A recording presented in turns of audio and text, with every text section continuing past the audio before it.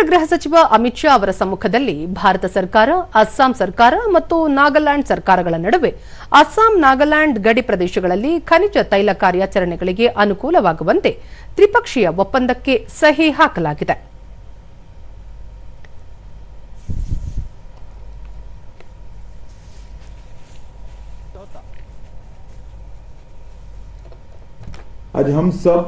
ಬಳಿಕ ಅಮಿತ್ ಶಾ ಸಶಸ್ತ್ರ ಪಡೆಗಳ ವಿಶೇಷ ಅಧಿಕಾರ ಕಾಯ್ದೆ ಎಎಫ್ಎಸ್ಪಿಎ ವ್ಯಾಪ್ತಿಯ ಪ್ರದೇಶಗಳು ಗಣನೀಯವಾಗಿ ಕಡಿಮೆಯಾಗಿರುವುದು ಈಶಾನ್ಯ ಭಾರತದಲ್ಲಿ ಶಾಂತಿ ಸ್ಥಾಪನೆಯ ಸಂಕೇತವಾಗಿದೆ.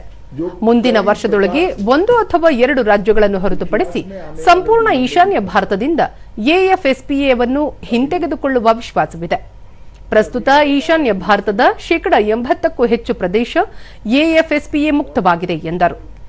ಈ ಒಪ್ಪಂದವು ದೇಶದ ಅಭಿವೃದ್ಧಿ, ಈಶಾನ್ಯ ಭಾರತದ ಸಮೃದ್ಧಿ ಹಾಗೂ ಆತ್ಮನಿರ್ಭರ ಭಾರತದ ನಿರ್ಮಾಣಕ್ಕೆ ಮಹತ್ವದ ಹೆಜ್ಜೆಯಾಗಿದೆ. ಅಮೆರಿಕ, ಇರಾನ್ ಹಾಗೂ ಇಸ್ರೇಲ್ ನಡುವಿನ ಸಂಘರ್ಷಗಳಿಂದ ಜಾಗತಿಕ ಇಂಧನ ಕ್ಷೇತ್ರದಲ್ಲಿ ಸವಾಲುಗಳು ಎದುರಾಗಿವೆ.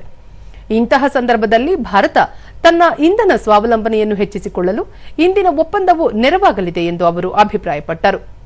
ಈ ಒಪ್ಪಂದವು ಅಸ್ಸಾಂ ಮತ್ತು ನಾಗಾಲ್ಯಾಂಡ್ ರಾಜ್ಯಗಳ ಆರ್ಥಿಕ ಅಭಿವೃದ್ಧಿಗೆ ಹೊಸ ದಾರಿಯನ್ನು ತೆರೆದು ಸಹಕಾರಿ ಒಕ್ಕೂಟ ವ್ಯವಸ್ಥೆಗೆ ಅತ್ಯುತ್ತಮ ಉದಾಹರಣೆಯಾಗಲಿದೆ.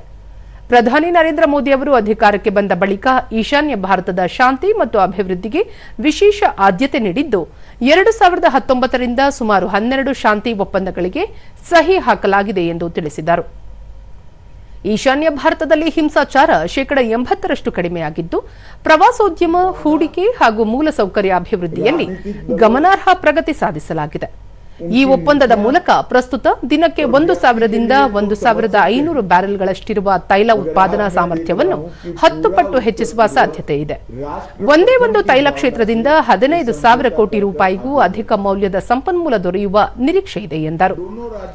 ನಾಗಾಲ್ಯಾಂಡ್ನಲ್ಲಿ ತೈಲ ಮತ್ತು ಅನಿಲ ಸಂಪನ್ಮೂಲಗಳ ಸಂಪೂರ್ಣ ಬಳಕೆ ಸಾಧ್ಯವಾದರೆ ಭಾರತವು ವಿದೇಶಿ ಮೂಲಗಳ ಮೇಲಿನ ಅವಲಂಬನೆಯನ್ನು ಗಣನೀಯವಾಗಿ ಕಡಿಮೆ ಮಾಡಿಕೊಳ್ಳಬಹುದು ಎಂದು ಅವರು ಹೇಳಿದರು.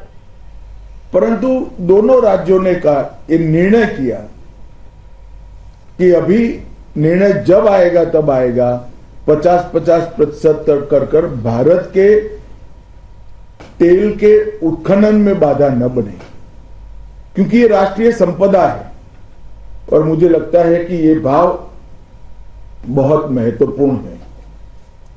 आज भारत सरकार, असम सरकार और नागालैंड सरकार के बीच में ये ऐतिहासिक एमओयू हुआ है.